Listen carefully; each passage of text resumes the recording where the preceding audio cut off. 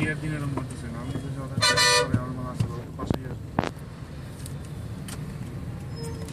বিহার দিন। ও আচ্ছা, না ভালো কাজ করছো তুমি, ছিল দেখে আমি বুঝছি যে পার পেয়ে গেছি, কারণ এতক্ষণে তো আমরা 20টা ফোন রিসিভ করাবো।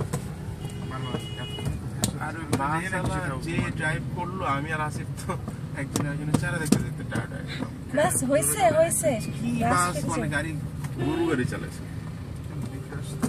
অবশ্য হ্যাঁ ওগুলো লোকাল, এত ওগুলো লঞ্চ পারাবার তো। এর আগে আমি চুয়াডাঙ্গার একটা বাস উঠছিলাম, এমন টানা টানছে এক টানে আমার এই জাবরানো হয়েছে। ইয়া লঞ্চ পারাপার গুলো একটু লোকাল, ভুল ফেরি পারাপার গুলো হয় কি টাইমিং ঠিক রাখে, কারণ ওই পাড়া দিয়ে ওরা তো পৌঁছাইতে হবে। লঞ্চ পারাপার গুলো হলো যে যখন খুশি যাবে ওই পাতে যখন খুশি ছাড়বে। এটা ভালো কথা বলছো, এরপর এটা দেখে নিতে হবে। ফেরি পারাপারে নর্মালি বাইরের লোক খায় না। আমি যেমন ফরিদপুর যাওয়ার সময় বেশ খাওয়া নাই, ওই পারে যে মানে জানা থেকে গেলাম। ওরা পাইছে না কিছু? পাটুরিয়া যে ফেরিতে পার হলাম, ওই পার থেকে গাড়ি মানিকগঞ্জে যায়।